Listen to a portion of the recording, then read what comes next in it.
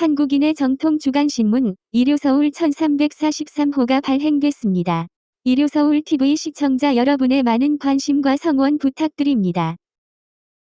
안녕하십니까. 일요서울TV 주간박종입니다. 오늘도 국회 나왔습니다.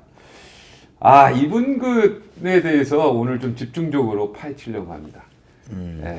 이분이 어떻게 보면은 문재인 대통령한테는 이분이 굉장히 고마운 분이 될 수도 있다, 이렇게 얘기하는 분도 있어요. 네.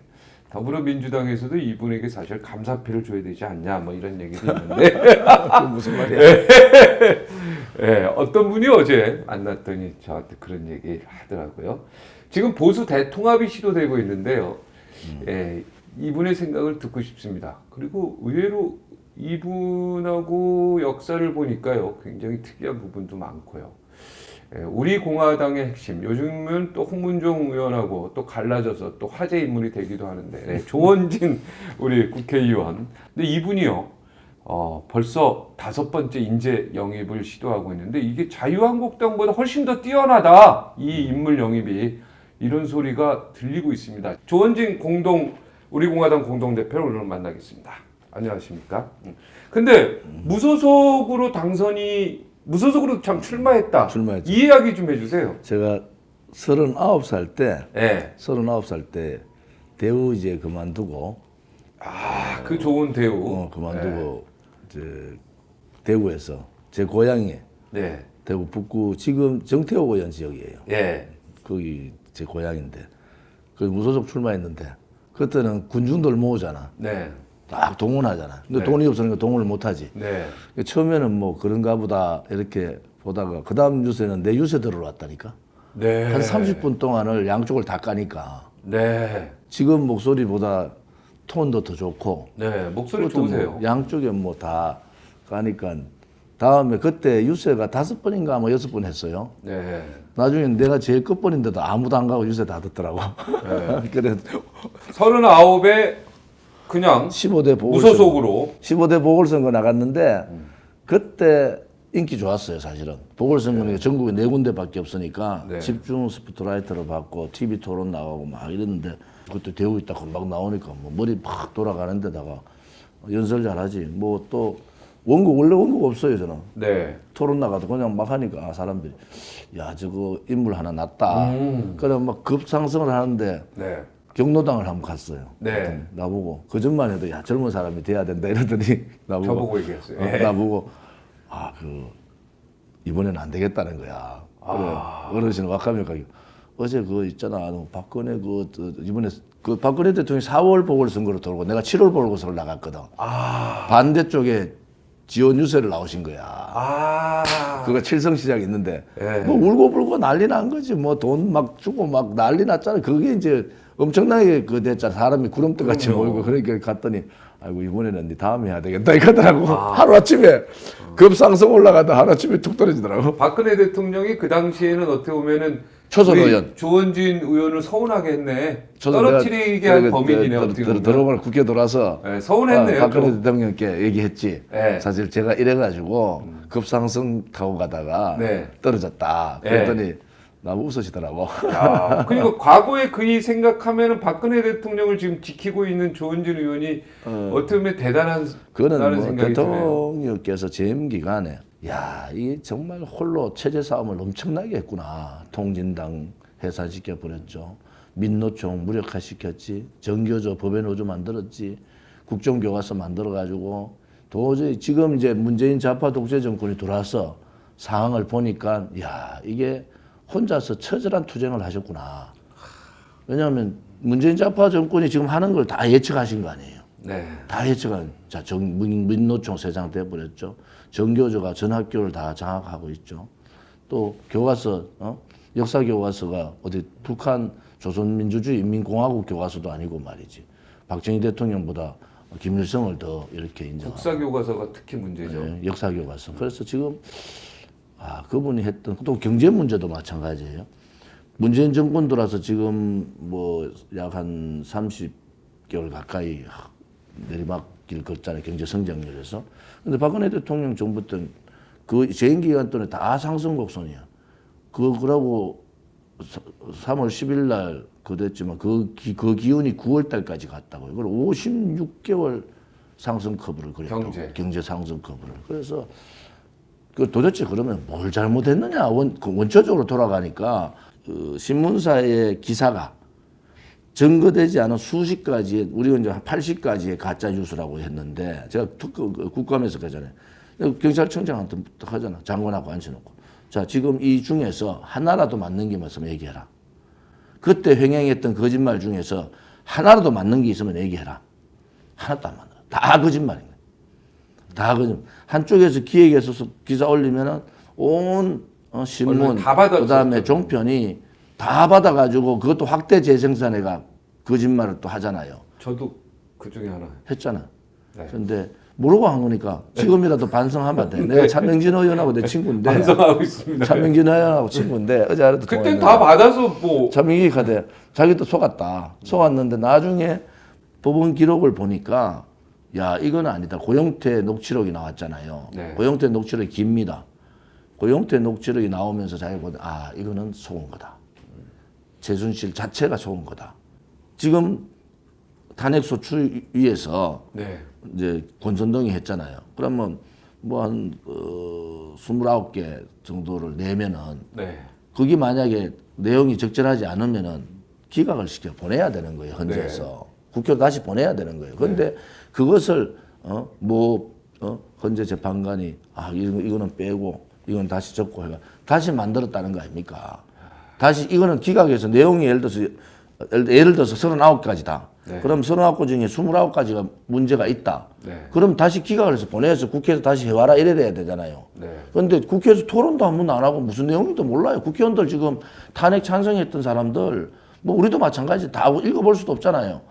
무슨 내용인지도 모르고 찬성했어. 그때 막 태풍이 그냥 막 파도가 막 밀려오고 있는 와중이어서 그런데 정신 없었을 거예요. 그런데 믿음이 있으면 돼. 박근혜 대통령이 절대로 뇌물 받지 않을 사람이다는 확신이 있잖아. 우리는 그분한테 예를 들어서 뇌물 받은 건 없잖아요. 없지 하나도 없지. 네. 준 사람도 없고 받은 사람도 없어요. 그런데 박근혜 대통령이 예를 들어서 롯데에 지금 저 회장이 신동빈 회장이 얘기하듯이 아니 그게 뭐가 잘못됐냐고 얘기했다가 대통령 들이맞잖아. 네. 이재용 부회장도 그런 생각이에요. 도대체 뇌물 준 것도 아무것도 없는데 올가 맨 거잖아요. 결국은 그게 거짓이라는 거야. 최순실과 이렇게 엮은 거죠. 최순실과 박근혜는 경제 공동체로 엮어버린 거야. 한 사람으로 엮어버린 거야. 이런 경우는 난생 처음 보는 거죠. 거기 보세요. 뇌물죄, 제3자 뇌물죄, 경제공동체, 묵시적 청탁. 그러니까 경제 공동체가 처음 들어보는 얘기예요. 경제공동체를 미르 재단 K미르 재단을 갖고 엮었잖아요. 네. 대단히 잘못된 K미르 재단 돈 안 썼어요. 그대로 갖고 있는데 자 그 사람들이 이렇게 대통령께 퇴임 후에 K미르 재단이 뭘 하겠습니까? 상식적으로 그게 가능한 얘기예요. 그걸 뇌물로 엮었다고. 아니 재단은 재단의 돈이지 어떻게 그게 대통령하고 관계가 있냐는 거야. 저는 대통령한테 절대 뇌물을 줄 수도 없고 받지도 않은 분이다. 이거 확신이 있었거든요. 대통령이 예를 들어서 돈을 걸고 왔다. 그분 가만히 있겠습니까? 바로 당신 미쳤냐고 할 거 아니에요. 근데 그 믿음이 약한 거지. 그러니까 믿음이 우리는 약한 게 확실히 아니라 믿고. 제가 자 그러면 최순실도 정말 죄가 없어요? 최순실은 잘못이 좀 있죠. 최순실은 삼성하고 뭘 잘못했겠느냐. 대통령 팔은 거지. 그렇지. 그게 잘못한 거잖아. 지가 무슨 대단한 힘을 갖고. 그러니까. 최순실은 쉽게 말하면은 대통령으로 봐서는 잡사예요. 잡사. 그렇지. 잡사. 잡사인데 대통령을 자주 뵙는다. 자주 뵙는 것도 뭐 그렇게 자주 뵙는 것도 아니죠. 필요할 때 불러서 뭘 물어보고 이런 건데. 그런데 그거를 오바. 최순실 성격이 오바했지. 봤잖아요. 오바잖아요. 오바하고 대단한 자기 힘이 있는 것 같이 과시하고. 그러니까 조원진 의원님은 우리 의원님은 박근혜 대통령은 철저히 보호하고 있지만 최순실은 잘못은 좀 있다라고 인정하는 거잖아요. 최순실 잘못한 거지. 잘못한 거지. 그 논점을 저는 최순실을 내가 왜 얘기해야 되느냐 그런 입장이에요. 그렇지. 왜 얘기해야 돼? 가치가 없다. 가치가 없다. 우리는 박근혜 왜 대통령을 속였느냐? 그렇죠. 왜 속였느냐? 그리고 뒤에서 막 조금 막 지적을 오버하고. 하고. 우리가 정확히 이해를 해야 됩니다. 네, 최순실까지 옹호하는 건 아니다. 네, 대통령을 팔았다. 네, 이런 표현하니까 이제 좀 마음이 좀 이해가 되는 것 같다는 생각이 듭니다. 그래서 무소속 한 번 나가고 또 무소속 나간 또 거예요? 나갔지. 또 나간 것은 그때도 당 공천을 못 받은 거야? 아니면은 아니 그 신한국당 가고 당시에 싶었는데. 그 당시에 신한국당인가 아무튼 몇 년도에 이게 16대인가 이제? 이제 16대 16대 15대 보궐에 떨어지고 2년 있다가 또 16대 나가요. 네. 왜 어떻게 나가느냐? 내가 마지막 유세 때 그 주민들한테 유권자들한테 약속을 한다고 16대 다시 평가받겠다. 야 이게 사람이 순진해서 말이야. 약속한 거 지켜야 되니까. 유권자들한테 약속을 했는데 안 되겠더라고. 그래서 나갔지 뭐. 나가 또 떨어졌지. 그리고 이제 17대 때는 안 나가지. 출마 안 합니까? 왜냐 그러면은 네. 뭐 젊은 나이에 15대 보궐 16대 2년 연달아 나가니까 뭐 여력도 없고 네. 뭐 돈도 다 까먹고. 앞에 마트 가면은 저쪽 집 마트에서 왜 우리 집 마트 안 오냐고 하지. 그러니까 사실은 요즘 청년들 정치 지망자인데 쉽게 가려고 하면 안 돼요. 그죠? 예. 이렇게 지금 굉장한 고난들이 겪었죠. 근데 우리 청년들에게 당이 한마디. 고마운 것은 지금 사실은 아까 인재 영입 말씀하셨는데 이번 금요일 날은 인재 영입 이제 6호 청년입니다. 청년인데 외고 나와서 과기대 최우수 성적으로 들어갔고 거기서 3년을 하다가 과를 바꾸면서 한양대학교 4년 장학생으로 네. 또 해요. 이런 청년들이 30대 초반 이런 청년들이 들어오잖아요. 우리가 지금 인재 영입을 하는데 다른 당하고 다른 것은 다 스스로 온다는 거야. 다. 한번 보세요. 막 억지로 막 사람 만나고 그게 막 아니고 영입이 아니고 스스로. 1호 영입 1호가 한민호 국장이라고 네. 문재인 정부의 파면 1호 공무원이에요. 국장인데 어느 부처에 있었죠? 문체부. 문체부에. 그런데 파면 1호가 뭔지 알아요? 원전 반대, 원전 폐기 반대 네, 싸우고 네. 그다음에 반일 안 된다. 그래서 싸우다가 파면돼 버렸다니까. 그 사람 1호 우리가 영입이 들어왔죠.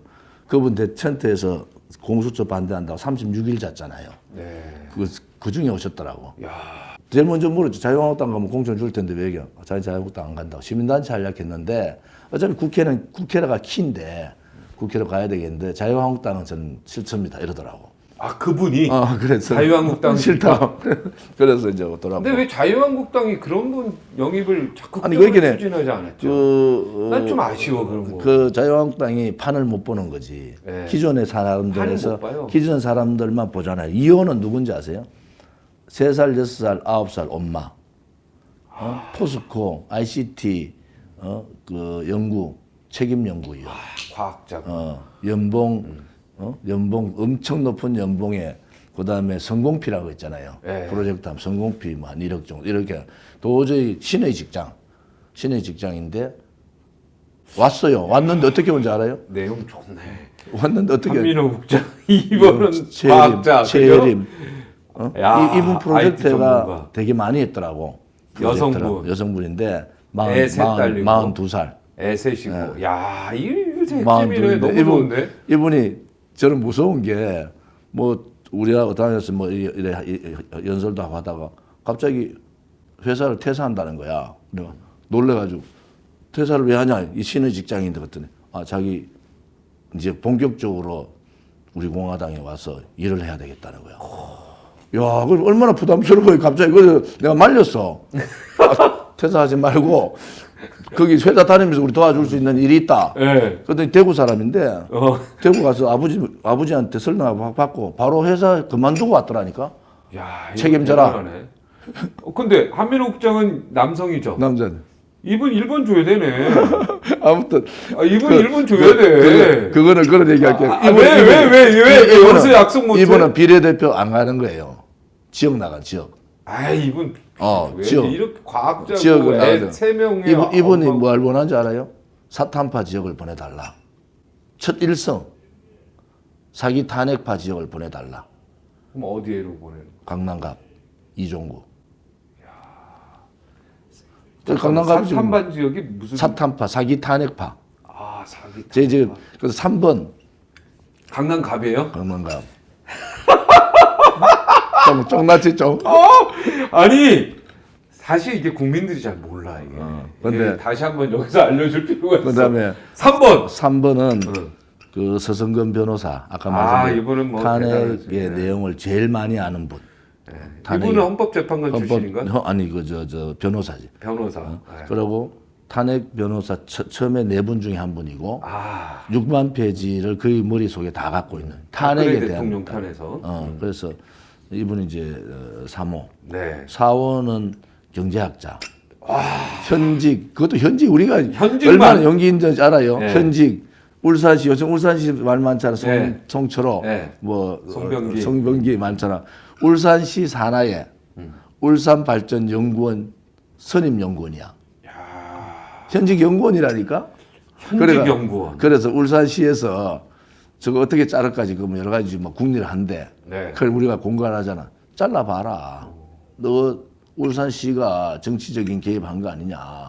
아니, 정치적인 얘기는 다양하게 할 수 있고 이 사람이 정치적인 성향을 정할 수 있는데 당신이 조례 만들기 전에 자기는 들어왔는데 선임연구원이 우리 당에 들어와서 이제 우리 경제 정책의 밑바닥을 그리고 있다고요. 이분이 쌍용연구소 선임연구원, 그다음에 대우연구소 선임연구원, 그다음에 지금 울산발전연구원. 그때 대우에 있을 때 같이 일했던 사람이 안정범, 강석훈 경제수석 같이 일했을 거예요. 같이 일했다고 그때. 네. 솔직히 까놓고 얘기하면 자유한국당보다 훨씬 낫습니다. 훨씬 낫지. 제가 그냥 언론인 출신으로 그다음에- 얘기하면 훨씬 낫네. 그다음에 5호가 네. 5호가 감사원 27년 근무했는 사람이에요. 공무원. 야. 그런데 여기 이제 감사원에서 퇴직할 때 되면 이제 다른 직장을 좀 가 있잖아요. 네. 근데 아직 한 2년 더 할 수 있는데 그만뒀더라고. 그만두고 5번으로 오겠다고. 오지장에 왔지. 청와대 행정관 했잖아요. 언제? 박근혜 대통령. 아니 MB 때. MB 때. MB 때 행정관 했는데 이게 아마 에피소드가 있는 우리공화당으로. 야, 이거 재밌네요. 재밌나? MB 때 행정관 하신 분이 우리공화당이요. 지금 머리 아프시겠네. 비례 주시는. 아니 이분들 다 지역 나가요. 지역 나갑니까? 이분들 비례 들으려고 한 사람들 아니라니까. 지역 따라간다니까. 강원도 3층을 근데 나는 이분 그 2번하고 1번은 꼭 살리셔야 될 것 같아요. 3번도 살려야 되고. 아니 내가 볼 때는 예? 2번이 강남에서 돌풍을 일으킬 거예요. 강남 갑에서. 지금 벌써 사무실 다 얻어놓고 뛰고 있잖아. 야, 1번, 2번, 3번은 4번. 다 4번, 아깝다. 5번. 6번은 또 청년 들어오고. 청년. 이성우 씨라고 이제 이게 전부 다 자발적이란 말이야. 이제 우리 공화당의 핵폭풍이 젊은 사람부터 나온다. 우리 공화당 지지자들 보면요, 60대 이상 지지보다 50대하고 20대 지지가 더 높아요. 자, 이게 바람인데 정치권에 있는 사람만 몰라. 지금 보세요, 이런 분들이 우리가 한 30명이 지금 이런 분들이 계속 이제 줄 서가 있잖아요. 30명. 현재 임금이 30명이 지금 돼가 있다니까. 그걸 지금 한목에다 순서대로 발표하는 거지. 그런데 자, 저분들이 왜 자발적으로 들어왔냐는 거야. 우리가 가서 사람들을 거한 게 아니고 저분들이 자발적으로 어떻게 들어올 수 있었느냐. 여기에서 이제 방점을 두고 눈여겨봐달라. 이게 바람이다. 국회의원 3선 했잖아요. 12년 했는데 MB 정부 때 최고의 잘된 기업 노동개혁이잖아요. 네. 노동개혁. 전임자들 다 없애버렸잖아요. 그래가 지금 추미애 법무부 장관이 저 때문에 죽을 뻔했잖아요. 제가 초선 한노위 간사, 추미애 3선 환경노동위원회 위원장. 그런데 그건 저하고 해가지고 민주노총 뭉개버리고 통과시켜버렸잖아요. 저는 그 당시에 데모만 하는 전임자들이 있었다고. 그걸 없애버렸잖아요. 추미애 위원장을 설득해가지고 통과시켰잖아요. 노동법을. 그래 MB 정부 때 제일 잘했다는 게 노동개혁이라고. 거기에 내가 한노위 여당 간사. 왜 간사인 줄 알아요? 내가 친박으로 들어갔잖아. 친박연대로. 거기에 김정은 있지. 이번에 불출마선 부산에. 김정은이 그때 수석이에요. 수석. 그런데 아니 민노총하고 한국노총하고 싸워야 되니까 다 도망간 거야. 소위 말해 친이 걔들은 다 그거 싸우면 자기도 수도권 자기 선거 못 치른다는 거야. 그 당시에 그때 광주인가 어디 정진석인가 뭐 있었잖아요. 정진섭. 그거는 국토위 간사로 도망가보고 간사하다 도망가쁘다니까 노동개혁 표 떨어지는 소리 들리니까. 곁들이 소리 들리고 그냥 뭐 가면 뭐 한국노총한테 요구도 묻고 민주노총한테 선거 못 치는데 다 도망가니까 김정은 그래서 의원이 초선에서 간사를. 김정은 의원이 내 죽으라고 친박 밉다고 내 죽으라고 간사를 시켰다니까. 야. 그런데 그걸 성공해가 들어갔잖아요. 네. 그러니까 내가 본회의장에 노동법을 딱 이제 본회의장에 상정해가 통과시키는 날이야. 네. 본회의장이 딱 들어갔는데 김정은 의원 내보고 가잖아. 야, 니 조연, 니 좋은지 죽으라고 보내놨더니 영웅대가 돌아왔다 이 하더라고. 야, 그래서 내가 세옹지 말죠. 내가 죽으라고 죽는 사람이가 그럴 것도 벌써 죽었지. 박근혜 대통령 정부 때 가장 잘한 계획이 뭐냐? 공무원 연금 계획 아닙니까? 그 굉장히 열심히 한 힘든 데다가- 정도가 아니지. 그 당시에요. 대통령께서 뭐 이러시더라고. 이거 대단히 저항이 많고 아무도 맡을 사람이 없는데 맡아도 되겠느냐. 이래서 제가 하겠다고. 그때 그 전에 제가 약속을 드린 게 대통령 그때 이제 대통령 후보 되기 전부터 이제 이런 거잖아요. 힘이 있으니까 다 사람 몰리잖아요. 그때 그래서 좋은 일 다른 사람 다 하시라고. 제일 힘든 일만 저를 시켜달라. 제가 하겠다. 아무도 안 하는 일을 저를 시켜주면 해주겠다. 야, 그래가 공무원 연금계획 하는데 그 당시에요. 우리 동네 동사무소 인사하러 가잖아요. 젊은 공무원들 악수도 안 해. 손 쳐줘야 된다니까. 그런데 그거를 아무튼 지금 강기정 네. 지금 청와대에 있는 강기정 수석도 사회수석 있어요. 네. 그 다 좌파들 다 책임 강기정 수석에 받쳐내고 다 돌아 있었잖아요. 그런데 그때는 무조건 회의 끝나고 한 3시까지는 토론했어. 소주 한잔 하면서. 네. 민주노총하고도 하고 좌파 복지단체하고도 하고 교총하고도 하고 강기정하고도 하고 그래서 아무튼 감동을 시켰어. 쟤들을. 네. 그 공무원 연금개혁 성공했잖아요. 네. 그래가지고 한 400조 아꼈다고 400조. 그러니까 협상과 타협의 어떻게 보면 달인이지, 협상 달인. 이라고 봐야 돼. 정치는 나도 협상이라고 봐요. 왜냐면 자기 주장만 해가지고 자기 주장만 통과하는 거는 그게 독재. 그래, 골치 아픈 것만 다 했다니까. 그러니까 골치 아픈 거 잘 하셨는데. 세월호 특위 간사까지 했다니까. 네, 알았으니까 잡아요. 그거 조금 이따 얘기해요. 아까 추미애 추미애- 장관 얘기 나왔으니까 추미애 장관 지금 법무부 장관 평가 한번 해보세요. 추미애는 생각이 다른 데 있다. 다른데 손은 동쪽을 가리키는데 눈은 서쪽을 보고 있다. 이렇게 보시면 됩니다. 추미애는 노빠가 아니에요. 아니죠. 문빠도 아니에요. 아니죠.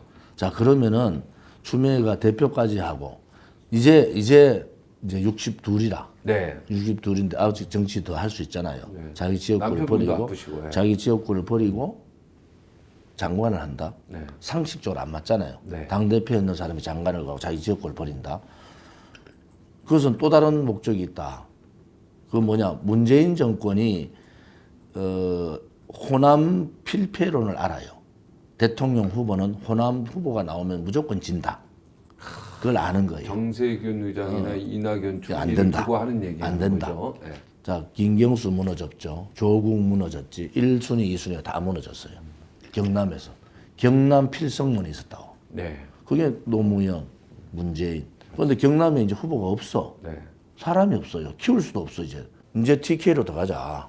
TK 후보를 세워야 되겠다. 경남은 반반치기 하고 TK가 40%만 먹으면은 무조건 필승이다. 이래 보는 거예요. 지금 TK에 25% 정도 나와요. 민주당 지지가. 네. 자, 그러면은 한 15%를 올릴 수 있는 거는 TK 사람을 넣어야 되는데 가장 적합한 사람이 맞아떨어진 거죠. 소위 말하는 추미애의 야망. 손은 검찰 개혁을 가리키는데 눈은 대선을 보고 있다. 야망에 가 있다. 대망에.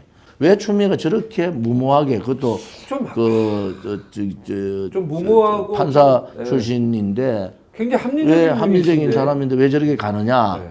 문바나 노빠가 아니라는 거예요. 그동안에 삼보일배 한 거 완전히 쳐졌잖아요. 네. 추미애 하면 여러 가지 사건이 많이 생각나는 거예요. 탄핵 정국에서 대통령 면담하자고 계엄령 네. 할 것 같으니까 그렇게 얘기했고 또 드루킹 사건 뭔가 이상하다고 당 대표한테 고발했는데 그게 김경수가 걸려들었잖아요. 본인이 고발했죠. 본인이 민주당에서. 고발했지. 네.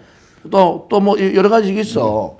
지난번에 문재인 노동개혁 대통령 입장에서는 사실 미워할 만해요. 노동개혁 문제. 그러니까 순서로 따지면 한 5순위 되는데 네. 이 순위가 다 무너지고 두 사람은 호남 필변의 호남 사람들이야. 네. 그러니까 추를 들고 쓸 수밖에 없었다. 그래서 추는 오버하면서 검찰개혁은 공정과 정의가 기본 돼야 돼요. 네. 그것이 안 되고 개혁하는 것은 개혁이 아닙니다. 그런데 그것을 다 무너뜨리고 어쩌면 직권남용으로 감옥 갈 수도 있는 상황인데 그렇게 무리하게 가는 것은 노빠하고 문빠들한테 잘 보여야 돼요. 네. 추는 이걸 통해서 자기가 내가 당신들 사람이에요. 조국보다도 훨씬 더 당신들하고 일할 수 있는 사람이에요. 이걸 보여주는 거야. 또 하나 종로 문제 얘기하면은 종로는 두 개의 함정이 같이 있어요. 네. 다 더불어민주당의 함정. 네. 그거는 뭐냐? 이낙연 죽이기 함정이에요. 그다음에 황교안에 대한 함정. 네. 황부터 얘기할게요. 황부터 얘기하면 이런 거예요. 황이 막 개혁도 안 되지, 인적 쇄신도 안 되지, 뭐 안 되니까 사방에서 황을 둘러싸고 막 쪼잖아요. 네. 그러니까 악수 중에 악수 유승민 카드를 탁 든 거야. 그게 유승민 카드 드니까 처음에 1차 유승민 통합할 때 200만 유튜버가 돌았었습니다.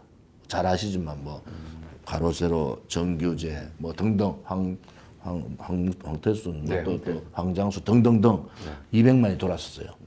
2차 유승민 카드를 딱 뜨니까 300만이 돌았었던 거야. 고성구까지 돌았었었어. 친구라는 고성구까지.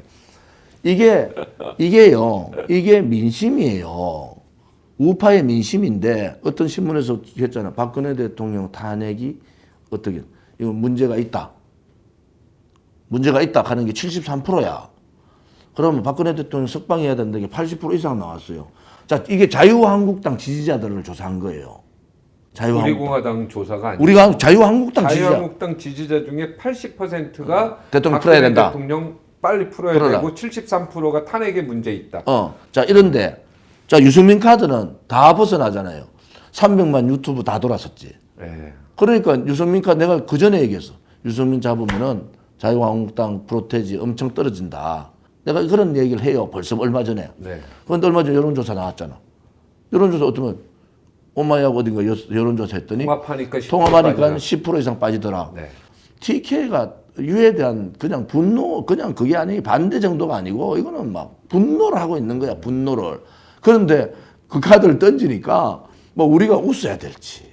참 이 보수가 무너지는 걸 보니까 마음이 아프고 자유한국당도 좀 살아나야 되잖아요. 우리하고 뭐 연대를 하든 뭘 하든 살아남아야지 될 거 아니야. 근데 이 카드가 엄청난 파괴력을 가지고 그게 민심인데 아직도 이 카드를 가지고 이래저래 해. 그러면 그건 자체하자고. 유는 안 들어갑니다. 들어가면은 통합에 안 들어간다고요? 들어가면은 유는 한 가지 길 아닙니까? 흠지 나가야 되잖아. 흠지. 무조건 떨어지지. 유가 흠지 나가 떨어지면 땡 미래가 없어요. 그러니까 저 사람이 통합 안 할 텐데 계속 얘기했거든. 그러니까 연대다. 자기도 살고 자기 새끼들도 살고 뭐 그 당협위원장도 살고 하는 얘기가 자기 입으로 이제 통합이 아닌 연대의 길을 간다는 얘기가 나온 거예요. 아마 통합이 되면 불출마할 가능성이 많아요. 그런데 종로 두 개의 업무, 하나의 업무는 이낙연이라는 호남 후보를 죽이기. 문빠들이 빼내는 겁니다. 그리고 황교안은 용기가 필요하다는 게 용기. 황교안의 판단력이 대단히 늦더라고. 종로 나가야지. 내가 종로 나가면 백전백승이다. 저도 그렇게 생각해요. 그런데 조건이 있어요. 이 좌파 독재 정권이 이렇게 강력하게 단단하게 시스템을 갖출 때까지 자유한국당을 이끌었던 사람들은 다 쳐내라. 네. 2번 선거 떨어진 홍준표. 뭐 공천 안 주면 무소속 나갈 거야. 그냥 공천 안 주면 놔두면 나가요. 유승민은 안 들르면 돼요. 김무성 정계 은퇴하라. 그냥 불출마가 아니고. 김무성이요. 내년 4월달 되면 와 있습니다. 국회에. 재보궐선거. 보궐선거 또 돌아있다니까. 보궐선거 이분 2번 돌았어요. 김병준 같이 얘기하다가 좌파들 저렇게 시스템 만들 때 저항하면 안 하고 1년을 그냥 보냈어요. 자, 이 사람들 다 내보내라. 네. 그러면서 저항이 있을 거 아니냐. 네. 자기 팔 수족 잘라라. 내가 이건 C 의원, K 의원, Y 의원, 소위 말하는 친박에서 배박으로 넘어갔지만 친황 쪽으로 돌아서 있는 가장 자기 주변의 사람을 팔을 쳐내라. 그게 희생이다. 그러고 종로 나가라. 그러면은 무조건 이긴다. 우리 공화당하고 통합할 생각은 없어요? 자유한국당. 유승민하고는 안 한다. 그럼 그때. 만약에 유승민 대표는 잔류하고 어. 새보수당에 만약에 또 이제 통합파들 있잖아요. 정명국 의원을 비롯해서 정운천 의원이나 이런 분들은 자유한국당 통합하면 우리 공화당은 어떻게 들어가겠어요? 아까 얘기했잖아. 자, 김무성 완전 이선 후퇴합니다. 예. 왜? 유승민이 이제 안 들어가면 선언을 할 거예요. 자기가 불출마 선언을 하든 뭐 정기 은퇴 선언을 네, 하든 그렇죠. 선언을 한다고. 그럼 김무성하고 같이 물고 들어가요. 둘이가 같이 붙어 있잖아. 김무성도 그럼 두 떠나라. 분이 그렇게 뭐 사이 좋은 거 같아요. 아니, 김무성도 떠나라 이런 거야. 그것은 제가 얘기했던 제2의 살모사가 너가 될 수밖에 없다. 네. 김무성은 거기에 당할 수밖에 없다는 얘기를 했어요. 제1의 살모사는 박근혜 대통령을 잡아먹었잖아요. 이 배신자들이. 자, 두 번째는 지금은 이런데요. 공천 받으면요. 자기 당선이 우선이라. 김무성이 뭔데? 홍준표가 뭔데? 공천 받는 사람은 선거를 이기기 위해서는 김무성 정계 퇴진을 요구한 거라고 분명히. 김무성 의원은 뭐 지금 불출마 선언하고 조용히 불출마죠. 계신데. 내가 하잖아. 불출마 선언하면 내년에 또 들어오는데. 그거 내년에 안 들어올 아니, 수도 있죠. 100% 들어온다니까. 안 그래요? 들어오니까. 하여튼 뭐 김무성 의원까지는 같이 몰라도 나간다. 같이 나가면 그러면 통합의 문을 연다. 그럼 연다 간다. 유승민, 김무성하고 같이 못한다. 근데 일반 시민 중에 또 어떤 분은 이래요. 아까 제가 뭐 오프닝 얘기했지만 우리 공화당이 오히려 지금 어떻게 보면 문재인 정권을 어떻게든 지금 무너뜨려야 되는데, 그죠? 우리 공화당만큼 우리 공화당 싸움 돼 있어요. 그런데 우리 공화당의 이 어떤 그 태극기 세력이나 이런 걸 포함해서 민주당에서 굉장히 고마워하고 있다고 그렇지 난 않아요? 들었어요. 민주당은 왜냐면 표를 갈라먹으니까. 우리 공화당은 절대로 보수 분열할 사람들이 아니다. 그러니까 제가 얘기하잖아요. 분열하고 있는데 조건을 걸잖아. 통합, 연대. 자, 연대라는 것은 연대하겠다. 연대. 자, 선거연대. 만약에 김무성, 유승민이 그대로 잔류하는데 둘이 통합을 할 수는 없어요. 그러면 우리 공화당이 정체성이 선거연대. 무너지니까 선거연대. 연대로 가면 되지. 여기 지금 영입한 사람들 포함해서 다 연대로. 선거연대로 가겠다. 저는 영입 인사들을 이렇게 한 사람 한 사람 이렇게 보면서 내세우는 게 자유한국당하고 붙어도 지역에 가서 붙어도 이길 수 있다 보는 거예요. 사람으로 봐도. 분열은 하지 않겠다. 분열하잖아요. 그런데 네, 이러면은 조금 자유한국당이 인적 쇄신 안 하고 자기들 가두리로 해가지고 자기들끼리 살아남겠다. 그때는 뭐 각자 도생하는 수밖에 없다. 홍문종 의원하고 왜 또 사이가 또 이렇게 됐어요? 그건 생각이니까. 오경훈 사무총장이 뭐 이렇게 크게 잘못했어요? 왜 윤리 재수 그거 잘못했지. 좀 잘못한 게 있어요? 그건 하나는 제가 원칙적인 게 네. 지금 우리 당이 17년 8월 30일 아닙니까? 네. 그럼 2년 한 6개월 됐잖아요. 근데 당 사무처에 제가 직접적으로 저하고 연관된 사람이 한 명도 없습니다. 제가 당 대표지만 한 명도 제 사람이 없어요. 무서운 일입니다. 왜? 박근혜 대통령 때 당 사무처 김무성한테 돌아서 가는 바람에 무너져 붙잖아요. 그게 당 사무처가 그만큼 중요해요. 정체성, 중요하죠. 의식, 또 같은 동질감 이런 걸 가진 사람을 넣지 않으면 위험하다. 그래서 저는 제가 개인적으로 아는 사람이 한 명도 없습니다. 네. 그 다음에 두 번째는 윤리. 윤리는 제가 전혀 관여 안 하잖아요. 저도 윤리에 올라가 있어요 지금. 다른데 당원들이 고발한 윤리에 올라 조사합니다. 그래서 윤리의 독립성을 확실히 지켜놨었어요. 그리고 철저하게 제가 지켰던 게 야당을, 특히 우리같이 투쟁하는 야당을 살릴 수 있는 길은, 살아남을 수 있는 길은 돈이 깨끗해야 된다. 절대로 돈통, 비정상적인 돈 받으면 안 된다. 당비하고 특별당비 후원금만 해라. 지금 정가훈 목사님하고 김문수 또 전 의원님하고 전 지사님하고 자유통일당 만든다는데. 그래서 제가 김문수 지사하고 어떻게 통화했어. 아무튼 같은 계열 아니에요? 기독자유당을 가지고는 종교적인 색채가 있어서 힘들다. 그래서 내가 딱 그 얘기했어요. 첫째, 진정성은 우선 자유한국당 탈당해라. 김문수 지사가 탈당해서 당을 만들든지 막 그건 탈당부터 해라. 두 번째는 자유한국당 다시 들어가지 않겠다는 선언을 해라. 그럼 우리 연대를 모색해보자. 만약에 했는데 우리 공화당으로 들어오면 안 돼요? 자유한국당이 조건을 걸면은 우리 공화당하고 또 색깔이 좀 차이가 있어요. 또 달라요? 다르지. 우리는 우리는 다 비슷비슷해 보여가지고. 처음부터 탄핵 무효를 얘기하고 대통령이 죄가 없다고 대통령 복귀를 네. 복귀를 얘기했는데 저 사람도 선거철 가까이 와서 이제 하잖아요. 네. 김문수 그분들도 그렇게 지사의 진정성은 저는 알아요. 네. 뭐 그분은 진정성이 있다고 보는데 뭐 또 하나는 정치적으로 자유한국당 안에 세도 없고 김문수 지사 돈도 없고 뭐 대구서 이제 올라와가지고 대구에 지역 기반도 없어. 그래서 살아남을 수 있는 건 정광훈 목사 딱 지고 가는 수밖에 없어요. 김문수 지사는. 아니, 그러니까 우리 공화당하고 뭐가 달라요? 다르지. 우리 공화당의 일관성. 저는 이래 보는 거예요. 아니, 뭐 하나만 얘기해봐요. 가장 큰 거. 이제 선거 탄핵에 끝나면 대해서? 탄핵이 끝나고 나면은 지금 불과 한 달 전에 이제 탄핵 얘기가 나왔어요. 저쪽에서. 네. 자, 그게 진정성이 있는가? 우리는 그냥 예의주시하고 있고. 또 자유한국당이 탄핵 잘못됐다고 얘기하는데, 김문수 그래, 선배는. 김문수 선배는 그래 하는데 그 정광훈 목사 쪽 얘기를 하는 거예요. 그런데 유승민하고 통합해도 저는 자유한국당에서 뭐 조건을 주면은 갈 것 같아요. 김문수 지사 네. 쪽은. 김문수 위원회에 대해서 평가하는 게 좀 다르지. 우리는 이 배신의 프레임에 무조건 절대 안 심판을 된다. 받아야 된다는 입장인데 이 배신의 프레임을 그냥 가지고 와서는 안 된다. 네. 그것은 앞으로 이 우파가 살아나는 그 길이 배신자를 처단해야 된다. 그리고 또 하나는 저들이 탄핵을 강을 건너자 자꾸 이런데. 그러니까 탄핵 얘기를 하지 말자 이제. 이제 보수 생각 그거 잘못된 미래를 거예요. 보고 우리는 함께 그거 가자. 잘못된 거예요. 왜? 과거에 우리 집착하지 말자. 이것도 아니, 옳은 말인 것 같은데요. 그러면은 5.16 혁명에 박정희 대통령이 5.16 혁명을 했는데 빨갱이들은 토착 빨갱이다. 빨갱이들은 70년을 100명이 모였던 1000명이 모였던 10,000명이 모였던 박정희 대통령 쿠데타다. 그렇게 해가지고 지금 교과서에다가 군사정변이라고 넣잖아요. 그것을 묻고 간다? 아니, 저 죄 없는 사람이 감옥에 있는데 어떻게 묻고 갑니까? 안 되지. 역사적인 심판에 맡기죠. 역사적인 심판은 주장하는 사람이 있을 때 역사적인 심판이 나오는 거지. 그당 묻고 지나가면 탄핵강 건너가면요. 지금 보세요. 자유한국당 탄핵 반대했던 사람들. 딱 반반이에요, 지금. 탄핵 반대 대 탄핵 찬성. 반반이에요. 네. 자, 공천에서 반 날라가. 무슨 말인지 알죠? 네. 탄핵 반대해서 반 날라가. 이제 30명 남아. 네. 선거에서 또 10명 또 날라가. 네.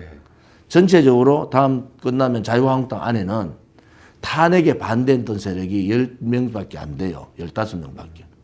그렇게 탄핵 묻혀버리는 겁니다. 묻고 가자. 역사에 맡기자. 역사에 맡기려면은 누군가가 주장을 하고 그 탄핵의 진실을 밝히고 무엇이 잘못됐다고 해야지 역사가 밝혀줄 거 아니냐고. 그래도 미래를 좀 더. 저는 미래를 가자. 미래로 가는데 탄핵의 문제는 거짓이고 불이기 때문에 이것을 묻고 가서는 안 된다는 거예요. 그건 잘못됐다라고 그거 점을 찍고. 점을 찍고. 맞지? 그래서 애들 찍자, 아니 정확히. 뭐 지금 유승민이나 김무성이 김무성 말 그대로 하면 내가 감옥 가라겠나? 감옥 가라하는 건 아니다. 이렇게 하잖아요. 김무성. 그 약간 정신적인 문제가 있는 거야. 그래 되면 감옥 보낸다는 걸 왜 몰랐냐는 거지. 그다음에 유승민도 이제는 풀어 주셔야 된다. 그렇죠. 야, 그런 소리 하지 말고 너가 석고대죄해. 죄 없는 사람을 감옥에 집어넣었으면은 너그 때문에 그래 가는 거 아니야. 배신 62명이 없었으면 절대 탄핵이 안 되잖아요. 그러면 원인을 제공했는 62사람, 3사람, 김용태까지 63사람. 석고 대제해라. 그 사람들을 다 우리가 정리하라는 소리가 아니잖아요. 거기에 주동했던 사람들은 이제는 정계를 떠나라. 그러고 정치를 하고 싶으면은 그때 내가 총 맞은 모양이다. 그때 내가 이 좌파들이 들어오면은 이런 식으로 독재를 할 줄 몰랐고 그때는 판단을 잘못한 것 같다. 이렇게 얘기를 하고 넘어가자는 거 아닙니까? 그 얘기를 안 하고 나는 당당하게 탄핵시켰어. 근데 내가 감옥 보냈나? 그거는 말이 안 되는 소리야. 역사가요. 문재인 정권을 무너뜨리자고 했는데 문재인 정권을 무너뜨리는 가장 좋은 방법의 그 최고의 아킬레스가 뭡니까? 불법 탄핵이에요. 거짓 탄핵. 자, 이 정권에 정통성이 없다고 우리는 얘기하죠. 그래서 저는 문재인을 대통령이라고 얘기 안 하는 거예요. 왜? 촛불 자체가 쿠데타다. 너가 촛불에서 소리 질렀던 내용들이 다 현실법에 위반된다. 그 다음에 너가 인수위 하기 전에 제일 먼저 헌법 개정하려고 그랬잖아요. 그래가지고 촛불혁명을 집어넣으려고 그랬다고. 헌법에 그걸 집어넣는데 시도하다가 끝안 됐다. 자유자 빼고 그냥 민주주의 넣고 촛불혁명을 집어넣으려고 그랬다고. 촛불혁명이 헌법에 들어가는 순간에 이 나라는 망합니다. 왜? 그들은 혁명을 성공한 혁명 성공 과업을 완수하기 때문에 안 된다는 거예요. 그래서 우리는 하잖아요. 촛불은 쿠데타고 현행법에 너 하려면 법을 고치고 헌법을 고쳐라. 그렇지 않고 현행법에 의해서는 너는 법 위반을 했고 헌법 위반한 거다. 그러면은 현행법에 의해서 헌법 위반을 했으면은 그거는 쿠데타지. 지금 보니까 박근혜 대통령이 죄가 없네. 죄 없는 사람을 감옥에 1035일째 5일째 감옥에 가다 놔놓고 우리는 그때 잘했다고 내 정치하겠다고 하면 그건 누가 용서를 하냐고. 만약에 김무성, 유승민이 반기문이 없었으면은 그렇게 했겠어요? 안 했죠. 자, 그 2016년 12월 31일 날 정진석이 탄핵 실적에 넣었잖아요. 정진석이 미국을 건너가서 뉴욕에서 반기문을 만나잖아요. 반기문 만나서 내각제 수용하라고. 그러니까 1월 5일 날 2018년 1월 5일 날 반기문이 내각제 권력 분점을 선언합니다. 그러면서 반기문 추대론이 나와요. 그래서 바른정당이 만들어지죠. 충청 대망론이 나오면서 12월 9일 날 국회 소추됐잖아요. 네. 탄핵 소추됐잖아요. 탄핵. 12월 9일 날 되고 3월 10일까지 석 달이 있는데 그 중간에 이자들이 무슨 짓을 했습니까? 미국 건너가 반기문한테 아직 탄핵 결정도 안 됐는데 내각제 수용하면은 우리가 밀겠다. 그리고 박근혜 대통령 날라간다. 그들이 했던 짓을 함부라니까 용서가 되는가. 박근혜 대통령 죽여놓고 반기문이 대통령 되면 내각제 되니까 돌아가면서 총리나 하자. 나쁜 X들이지. 그것이 팩트다. 팩트. 어떻게 용서가 돼요? 대통령 탄핵 결정도 안 됐는데 가가지고 내각제 받아라. 우리가 다 당신 밀게. 이래가지고 나갑니다. 다 나가가지고 하나는 충청 대망론은 또 대망론대로 가고 또 저쪽은 바른정당인지 똥 묻은 정당이 또 그래 가. 이게 있을 수 있는 일이에요. 그 내용을 제가 다 아니까 누군가는 역사에 그 당시의 상황들을 알려야 된다. 탄핵소추 12월 9일 전에 3일 전에 제가 김무성 대표를 만나요. 비대위원장하고 모든 정권을 다 줄 테니까. 그때 구인회의라고 그 합의를 봤어. 모든 걸 다 줄 테니까 대통령 탄핵만 막아달라. 4일 전인가 했어. 답이 뭐라고 들어온 줄 알아요? 지금은 내가 힘이 없다. 유승민이가 대세다. 유승민이가 안 할락한다. 그 말 같은 소리를 하고 있어야죠. 그때 탄핵 막았어야지. 그때 비대위원장 맡아가지고 탄핵을 막아야지. 그래야지 이런 상황은 안 가잖아요. 달서병 출마요? 난 지역구 출마한다고 선언했지. 선언했습니다. 제가 이제 비례대표를 포기하니까 좋잖아요. 제가 비례대표 가면 제가 뭐 우선순위 아니겠어요? 근데 내가 나는 지금 달서병의 뭐 조사에 따라 다른데 자유한국당이 되게 높고 나요. 저는 근데 그건 민심이 아니다 보는 거예요. 제가 지금까지 걸어왔던 우리 유권자들하고의 생각 이런 거 제가 탈당한 것도 이런 거야. 저 우리 유권자들 한 달에 한 번은 계속 회의도 하고 만나잖아요. 그 당시에 지역 가서도 그렇고 제가 그때 뭐라 한 줄 알아요? 박근혜 대통령이 좋으실 때는 여러 사람들이 있겠지만은 박근혜 대통령이 힘들 때 유일하게 한 사람 있다 하면 저라고 보시면 됩니다. 유일하게 한 사람. 그거를 10년 동안 내가 우리 유권자들한테 떠들었는데 그걸 거짓말하고 탈당 안 하고 있으면은 우리 아버님 안 돌아가셨으면 내가 마 죽었을 거야. 탈당 안 했으면은. 우리 누님하고 박정희 대통령 각하고 조금 관계가 있습니다. 우리 누님이 경북여고 최상위 그룹에 있어서 서울대 의대를 갈 수 있어요. 근데 우리 누님이 소아마비예요. 2살 때, 1살 반 때, 소아마비도 중증 소아마비인데 보조기 차고 다니잖아요. 네. 그러니까 서울대 의대를 그때는 법이 개통 같아가지고 소아마비생이 의대를 못 가요. 그건 말도 안 되는. 그러니까 그게 우리 누나 76학번이거든. 네. 그래가지고 아버님이 아무튼 그 당시에 박정희 대통령 각하 라인을 찾아가서 전 재산을 다 내놓겠다. 이 제도를 바꿔달라. 네. 이래가지고 우리 누님이 이제 서울대 의대를 못 가고 경희대 한의대를 가요. 그 다음 해에 예. 통지가 와서 이게 원래는 못 바꾸고 내년부터 바꾸겠다. 그래서 우리 아버지 그냥